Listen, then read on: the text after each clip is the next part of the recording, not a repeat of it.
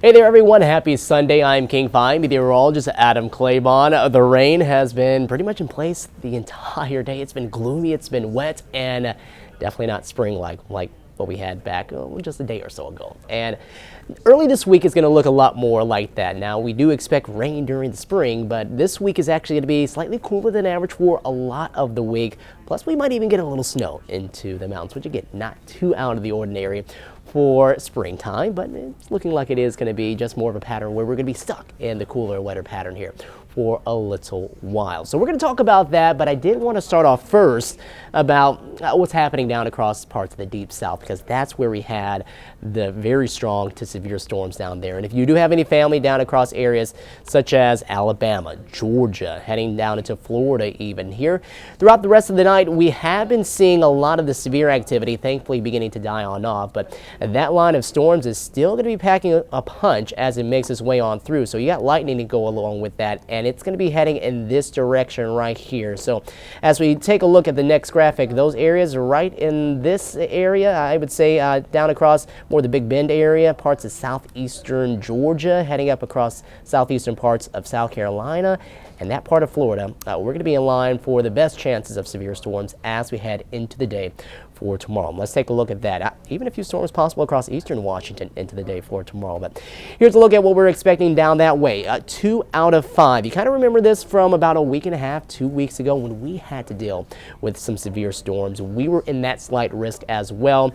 And didn't really materialize into anything, but they definitely have more of the ingredients and a higher chance of seeing some severe storms to develop out of that. So down into the Big Bend of Florida, we're talking areas closer to more of Tallahassee, getting up around the area such as Thomasville, extending northward into Valdosta, Georgia, down across the east coast of Georgia, around Savannah, into maybe even Charleston, South Carolina. Keep an eye out for a higher chance and risk of severe storms, which could include maybe some large hail, maybe even an outside chance of a tornado down there. And then as you go farther south, that risk does decrease as you head into more of central Florida, farther north too, as you head into the northern parts of South Carolina, North Carolina, and into more of central and northern Georgia. All right, so that's what's happening there. Back home for us, let's take a look at that. We're going to be keeping an eye out for more continued rain throughout tonight and into more of the first half of this work week. And the cooler conditions too, and generally we're talking about cooler than average, will be in place. Temperatures in the low to mid 50s for highs during these afternoons, a few upper 50s from time to time too.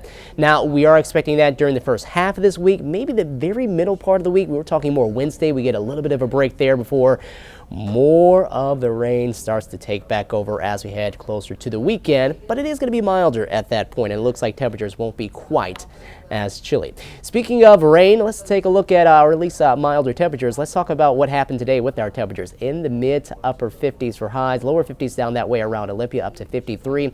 And here's the rain. Those totals coming in at about 1/10 of an inch up to about closer to 1/2 an inch, and we're not completely done with this here. This is as of about 7 to 8 o'clock here into your Sunday night. So expect those numbers to continue to go up, especially out that way towards Quileute, where we have already picked up over 1 inch of rain so far for the day. Here's your 7-day forecast. We got a lot of rainy icons on there. Now, the middle part of the week, Wednesday, might be more of a break there that we could see, and maybe a dry-ish day heading into Thursday before we do pick up more of the activity into the upcoming weekend. Won't be quite as beautiful as what we had late last weekend.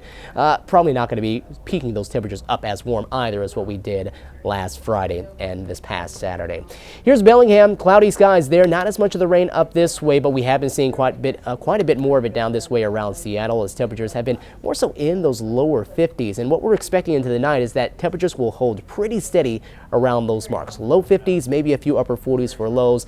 We'll see those numbers drop down, maybe just a bit more heading on into the next few nights, as we'll get some drier conditions that will be in place, and maybe more of a westerly and northwesterly wind that'll be back around for us. All right, so here's radar. You can see that most of the activity is pretty much covering everywhere here in western Washington. The only spot we really don't see it is up that way around maybe Port Angeles, more so Sequim and Discovery Bay, where things are a bit drier there. But we'll zoom into one particular area where we had some of that yellow popping up, and it looks like that's right overhead for us here in Seattle as we head late into our Sunday evening. Now that's going to continue to track northward, and big picture is that we have more of these areas of rain that will be through here as we head into the night, and it's generally just light rain. That's all we're talking about. Nothing really that's going to produce any sort of flooding risk or threats here as we head on into the night. coming down at a steady pace and a steady clip and not really producing anything that's going to see a lot of downpours here across the area, but still have the rain gear if you're going to be heading out later on into the night. Plus, big picture too, we got some of that rain across the eastern side of the state, so this is going to be beneficial because we are still running some deficits when it comes to rainfall here across the area and some drier soil too where we have some drought conditions.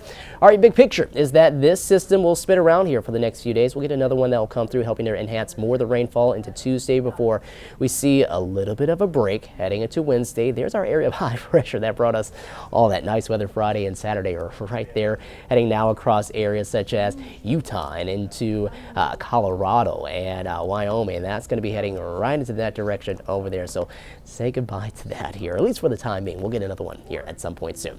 Here it's Futurecast, and you can see that does bring the rain as we go throughout the night. Some moderate to heavier pockets, especially the first half of the night. That's when we'll see the majority, I think, of the rain here. Kind of more off and on pockets late into the night, and then there's Monday morning at 9 o'clock.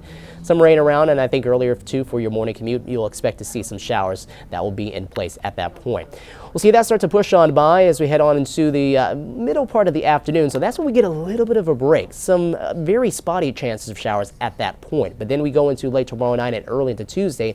And this is when we get this next round of rain that's going to be coming on through with that second feature that's going to be spinning on through. You can see that spin moving through parts of western Washington. That's your area of low pressure, and that helps to bring in more of that steady rain as we head on into the first half of the day, definitely on Tuesday, second half of the day, and heading into the night, things drying on out before we do head into that Wednesday time where we do have a drier forecast that's expected to be in place. If you notice too, we had some blue up across the Cascades. We're going to talk about that. That's indicating some snowfall that we're going to see into the mountains there. All right, let's continue on and talk about the rainfall amounts here next 2 to 3 days. This is going to extend out all the way through Tuesday night at 11:30. Anywhere between, I would say, 3/4 of an inch up to about 1.5 inches in most cases for us. Where we do see less, we'll be in those rain-shadowed areas right up this way, across areas closer to Sequim, Port Angeles, Discovery Bay, Port Townsend, and even up this way across the northern parts of, I would say, Camino and Whidbey Island and the San Juan. So expect some lesser amounts there. Could be closer to about 1/2 inch within some of those locations. And let's talk about some of the snow that we're going to see, which could be anywhere between maybe 2 to 3, maybe close to 5 inches of snow. Nothing that's going to be overly impressive. Where things could get a little more interesting, you see Mount Baker's number coming in at 23.8 inches. Now, this is just raw model data, so I would take that with a grain of salt, but I think we are starting to hone in on something that we are going to see at least possibly a foot of snow here as we head over the next day or so up there towards Mount Baker. So fresh snow during this time of the year helps to keep the snowpack nice and fresh. We put down more on top of there, which is going to be pretty good as we head closer to more of your fire season heading into summer. Plus, those of you who are skiers and snowboarders, just snow enthusiasts, it keeps things pretty nice and fresh up there for you too. So we'll get a little more up that way, but overall, we're still going to keep things in this cooler and wetter pattern as we head on into a lot of the week.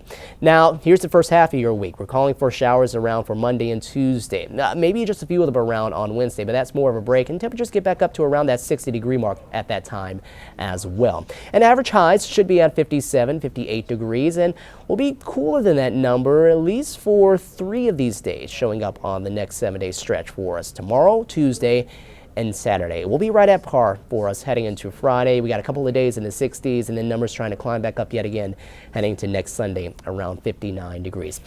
Lows tonight dropping down into the mid to upper 40s, some low 40s where we don't have quite as much of that rain sticking around. And then for you tomorrow, 53 in Blaine and in Friday Harbor. And of Cordes, we'll be up to that same number, 55 in Mount Vernon. We'll top off in the mid-50s around Marysville and in Clinton, Linwood up to 53.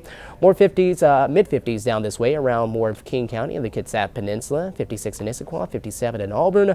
Down this way for South Sound, seeing highs in the mid-50s also for you into your Monday afternoon.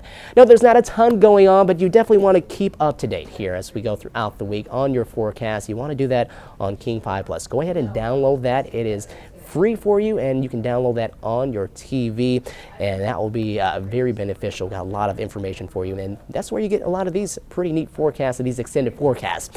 Here's your 7-day forecast. Highs staying in the 50s the next couple of days. A lot of rainy icons on there. Again, it's going to be still kind of like a cooler and wetter pattern as we go throughout the week, but many more of these days, at least closer to average, as opposed to being well cooler than where we should be for this time of the year. All right, well, enjoy the rest of your Sunday evening and the rest of your weekend.